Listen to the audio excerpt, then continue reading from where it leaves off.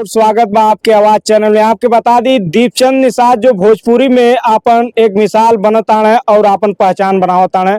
आपके बता दी भोजपुरी के कलाकार गोरखपुर से नई नई पहचान बनौले बाणे। आई इनसे परिचय करावत बानी। दीपचंद और भोजपुरी फिल्म में भी काम करत बाणे। कैसन लागता इनकर अनुभव का बा। बहुत बहुत स्वागत बा और हमारे चैनल में। सबसे पहले आपके चैनल पर जितना भी श्रोतागण बाने उनके कोटि कोटि धन्यवाद बा और दिल से धन्यवाद बा कि रउआ सबे गाना सुनल जाला, रउआ सबे एक्टर बनावल जाला, रउआ सबे हीरो बनावल जाला। ऐसे ही गोरखपुर के एगो छोट भाई आपके छोट लाल दीपचंद अकेला दीपचंद निषाद के रउआ सबे एक कलाकार बना देली। कैसन लागता है भोजपुरी दुनिया में काम करके तोहरा के? बहुत आनंद आवता भैया।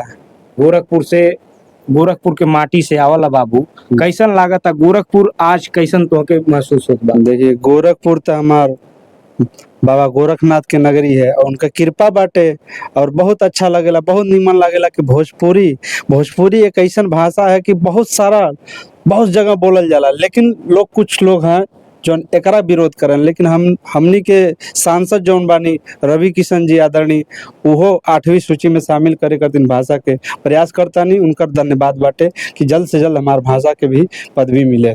देखी जौने रउआ माटी से आईला ओकर सपोर्ट करी और ये गोरखपुर का लाल बाण दीपचंद निषाद इनकर भी सपोर्ट करी।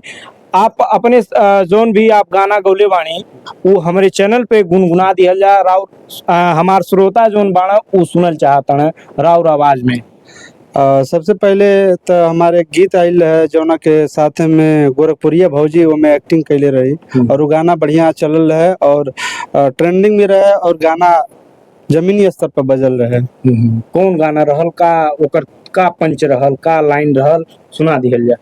मन करता हमारे घूमती नौका बिहार हो हमके छोला चाट चौमिन खिया द पिया हो खिया द पिया जिला गोरखपुर हमके घुमा द पिया हमके नौका बिहार तू देखा द पिया।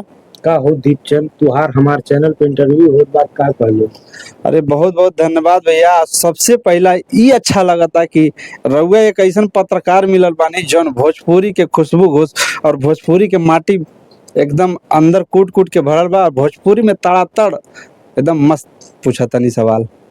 आपके बता दी जहाँ गोरखपुर एक जमाना रहल लोग ना जानत रहल जिला के नाम से मशहूर रहल। आज आपके बता दी जौने शहर से लोग आज मुख्यमंत्री के नाम से शहर के जानता और वही शहर से ही लाल आवन दीपचंद निषाद बा नाम इनकर और निषाद समाज से आते हैं। का और निषाद समाज सपोर्ट करता कि ना? देखिए कहल जाला कि मतलब अगर एक कलाकार के केवल एक समाज अगर सपोर्ट करी तो कलाकार बहुत जल्दी बहुत दूर तक ना सफर कर पाई। हमारे पीछे हर वर्ग के लोग बा, हर वर्ग के लोग पूरा गोरखपुर पूरा यूपी बिहार से लोग सपोर्ट करता और हमने सबसे सपोर्ट मिला था। शायरी भी मारल चाहल जाए कौन जौन की आपके दिल में जौन होके गुनगुना दिया शायरी। हर प्यार करने वाले को दुआ क्यों नहीं मिलती, हर प्यार करने वाले को दुआ क्यों नहीं मिलती, हर दिल तोड़ने वाले को सजा क्यों नहीं मिलती। लोग कहते हैं कि मोहब्बत एक बीमारी है तो इसका मेडिकल स्टोर पर दवा क्यों नहीं मिलती। तो देखिए आपके बता दी इस शायरी के माध्यम से अपन दुख और दर्द बयां कैले हैं। तो देखत रही और बनल रही रउआ सबन ऐसे प्यार बरसौले रही। नमस्कार, जय हिंद। कमेंट बॉक्स में जरूर बताइबा कैसन लागल इंटरव्यू। नमस्कार।